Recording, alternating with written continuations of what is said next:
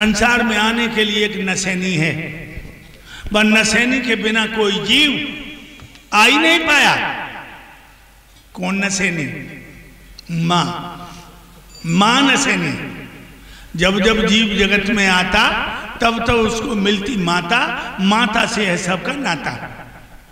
अब भगवान सोचने लगे कौन ऐसी मां है जिसका हृदय रूपी आंगन स्वच्छ है, जिसके उधर से हम जन्म धारण करें और देवराज इंद्र के इंद्रासन की रक्षा करें। भाइयों, याद आ गया कश्यप ऋषि की पत्नी अदिति मेरी बहुत भजन भक्ति करती है,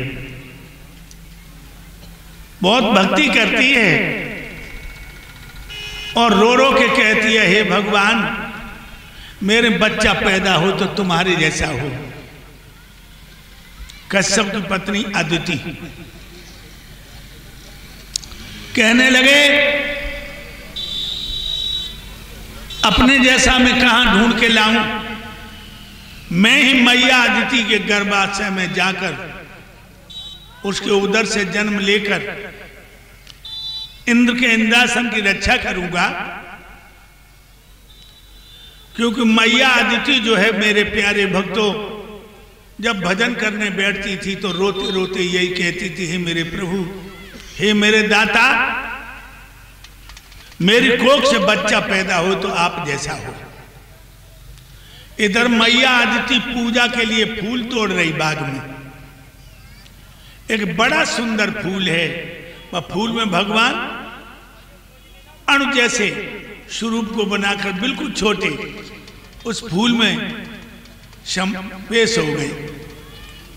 मैया अदिति ने वो फूल तोड़ा और नाक से लगाया। हाय हाय, भगवान नाक के द्वारा मैया के गर्भाशय में आ गए। तो अदिति ने जब तो जान ली कोई हाल कोई भारी चीज हमें पेट में चली गई, लेकिन भक्तों ना जान पाई संसार के दाता ही चले गए, संसार के प्रभु चले गए। फूल तोड़ के आई, फूल रख दिए, स्नान किया, कुशों का आसन डाला। मैया ने भगवान की मूर्ति पर फूलों को समर्पण किया। ओम विष्णु समर्पयामि। फूल समर्पित करने के बाद आंखें बंद करके गायत्री मंत्र से प्रभु का ध्यान करने लगे। एकदम से उनके पेट में पीड़ाएं आने लगी बच्चा पैदा होने की। अदिति चौंक पड़ी, हाय मेरे पेट में बच्चा कहां से आ गया, मैं तो 25 साल हो गई, अपने पिया से बिल्कुल दूर हूं, मेरे पेट में बच्चा कैसे आ गया। मेरे प्रभु भगवान के भजन में लीन हैं, 25 सालों हो गई हम दोनों एक नहीं हुए, हाय मेरे पेट में बच्चा कहां से आ गया। एकदम भगवान पैदा हुए और खड़े हो गए, बनाए छोटे जैसे हाली बच्चा पैदा होता है, नंगे खड़े। एक नजर तो मैया अदिति ने देखा, दूसरी नजर देख नहीं पाया। भगवान के बदन में भयंकर तेज सूर की तरह। मैया अदिति ने हाथ जोड़ के कहा, हे प्रभु मैं ये क्या देख रही हूं, 25 सालें हो गई, मैं अपने पति से दूर ही रही, फिर कौन मेरे पेट से पैदा हो गया जिसे मैं देख भी नहीं सकती। आंखें बंद करके कहा, आप कौन हैं, आप हमें बता तो दें, आप मेरे उधर से कैसे पैदा हो गई। मैंने अपने पति से रद्दान ही नहीं लिया, मैंने अपने पति को प्यार ही नहीं किया, मैंने तो प्रभु को प्यार किया। भगवान बोले, मां आंखें खोलो, तुम रोज भजन करती थी और रो रो के कहती थी कि मेरी कोख से बच्चा पैदा हो तो भगवान आप जैसा। मैया मैं अपने जैसा कहां ढूंढने जाता, मैं खुद तेरे उदर से पैदा हुआ हूं। एकदम से मैया ने आंखें खोली और बोली, बेटा आजा मेरी गोदी में। मेरे दोनों स्तनों में दूध इतनी जोर से आ गया कि मेरे स्तन फटे जा रहे हैं। तू बारी बारी से मेरे स्तनों को मुंह में लेकर मेरी छाती की आग को ठंडा कर दे। भगवान बोले, माँ मैं तेरे सीना से लग के दूध नहीं पी सकता, मैं देवताओं के काम से आया हूं। मैया बोली, बेटा मैंने तेरी पीड़ें झेली हैं, तेरी पीड़ाएं झेली हैं मेरे लाल, ये छाती की आग को ठंडा कर दे मेरे लाल। भगवान बोले, माँ तुम दोनों स्तन हथेली पर रख लो, मैं मुंह फैलाता हूं। मैया ने दोनों स्तन हथेली पर रखे। जो भगवान ने मुंह फाड़ा, मैया ने देखा भगवान को मुंह सारा ब्रह्मांड नजर आया। दोनों स्तनों से दूध की धाराएं निकली, भगवान के मुंह में गिर रही, और जैसा जैसा दूध पी रहे हैं बढ़ते जा रहे, बढ़ते जा रहे, बढ़ते जा रहे, बढ़ते जा रहे, और जो छाती का दूध खत्म हुआ, भगवान बामन अंगुल के बन गए। बोलो बामन भगवान की जय। बामन अंगुल की ब्रह्मा जी प्रकट हो गए। उन्होंने भगवान को एक मूंज का मेखला दे दिया, लंगो कंधोना, और एक कोपीन दे दी लंगोटी, तोमा का कमंडल दे दिया, और मेरे प्यारे भक्तों एक कम्बल दे दिया।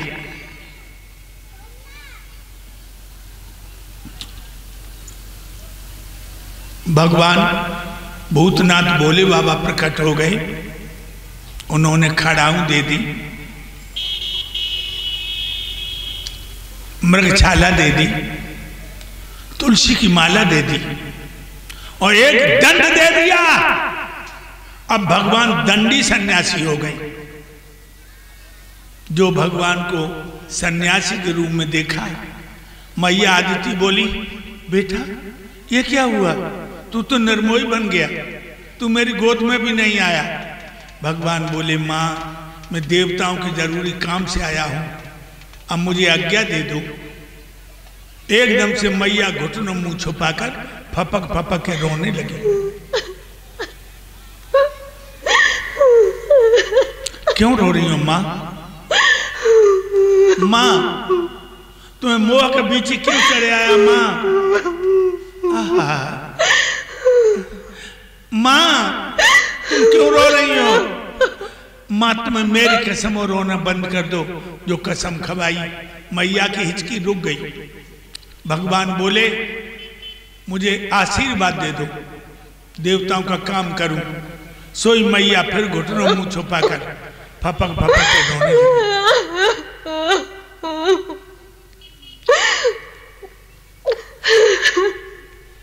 माँ तुम्हें मोह का बीच क्यों चढ़ाया माँ? माँ तुम्हें मेरी कसम हो अब रोना नहीं, मुझे आशीर्वाद दो। सो मैया ने घुटनों मुंह छुपा के कहा, जा विजयीमान भव, तेरी विजय हो। भगवान ने अपनी मां को प्रणाम किया। देखिए लोगों, मां कितनी पूजनीय होती है। जिसने माता पिता की सेवा कर ली, याद रखो लोगों, उन्हें जंगल में जाने की जरूरत नहीं है, उन्हें महात्मा होने की जरूरत नहीं है। भाइयों, मां पृथ्वी से बड़ी है और पिता आकाश से बड़ा है। इसलिए गणेश जी और भगवान शिव के संवाद में गणपति ने कहा है, पिताश्री भैया तो सारे विश्व का चक्कर लगाते रहे, मैंने आपका चक्कर लगा के सारे विश्व का चक्कर लगा लिया। माता पिता घर में जिंदा हैं और पुत्र जाता है गंगा नहाने, तो गणेश जी ने कहा है वो गंगा नहाने नहीं जा रहा, वो मां बाप की हत्या करने जा रहा है। माता पिता घर में जिंदा हैं और बच्चा मंदिर में जाकर के घंटी बजाने जा रहा है, तो मां बाप की हत्या करने जा रहा है। ध्यान रखिए लोगों, सच्चे भगवान माता पिता हैं। श्रवण कुमार का साला बोला श्रवण कुमार से कि जीजा जी अंधी अंधन के चक्कर में हुई बहन को जीवन नरक करे हो, चलो ससुराल। तो श्रवण कुमार बोला, ओरे कमीना, मैया मेरी लक्ष्मी है और पिता मेरे विष्णु हैं। अंदाजा लगाइए लोग, श्रवण कुमार कह रहा है कि मां मेरी लक्ष्मी और पिता मेरे विष्णु। तुम्हें इतनी भी समझ नहीं है कि मैं कथा कह रहा हूं, तुम आलू आलू कर रहे हो हैं? मेरे भाइयों,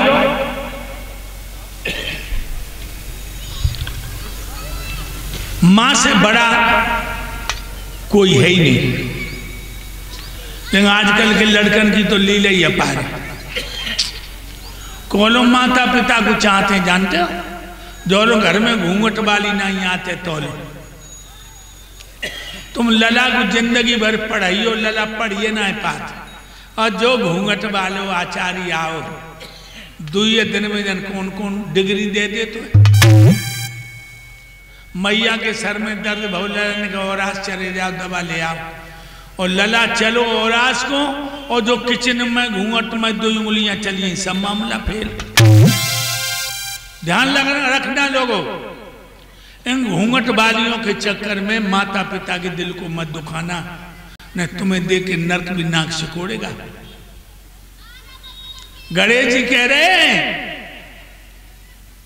भगवान भोले बाबा से, घर में मां बाप जिंदा हैं और बेटा तीर्थ करने जा रहा है तो मां बाप की हत्या करने जा रहा है। ध्यान रखिए, आजकल के लड़कन की बात मत पूछो लोगों। हमारे आगरा में हमारी कोठी के सामने एक बुढ़िया रहती है। सुबह ही सुबह हम निकले तो वो बुढ़िया से वो लड़का, और पछा की भाषा तो है। अब बुढ़िया बोली, अरे कड़ी खाए, हमने 9 महीना पेट में धरा हूं, झूठी है गई, और जा परसों आई सो सांची हुई गई। हमने 9 महीना पेट में धरा हूं, झूठी है गई, जब परसों आई सो सांची। और लड़का बोला, है बार बार कह देते 9 महीना पेट में धरो, 9 महीना पेट में धरो, 9 महीना पेट में धरो, तो किराया ले ले। जब बोलो कि 9 महीना पेट में धरो तो किराया ले ले। मैंने कह दरा क्या कह रहे हो?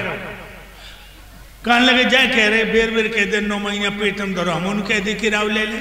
मैं क्यों रे कमीना, अम्मा को पेट धर्मशाला है, अम्मा को पेट किराए को कमरा है। हमने गाल में एक तमाचा मार। तो याद रखना लोगों, मैया तो मान कोई है नहीं। अरे यार, हमें तुम्हें कांटो लग जाए, ठोकर लग जाए, कहूं दर्द होए तो का रो, तो का कहते हो? हाय मैया, हाय दैया। दैया जानते हो? नहीं जानते। मैया दैया का तो रोज हो दुख में, हाय मैया, हाय दैया, लेकिन दैया जानते नहीं हो। जब मैया के पेट में तो निकल के जमीन पर गिरे, मैया तो बेहोश हुई आई, बस दैया ने हाथ लगा दे, चोट न अंदई दाई। क्या कहते हो? हाय मैया, हाय दैया। कबू चोट लगी तो जय कही कि हाय लुगैया, कबू दर्द बहुत तो जन करी मुंह से कि हाय लुगैया। नहीं, लुगैया दुख में संग नहीं देती है। दुख में संग 3 देते हैं, मैया, दैया और भैया। भाई को भी अपने से अलग मत करना। मेरे भाइयों, बामन भगवान ने मैया को प्रणाम किया।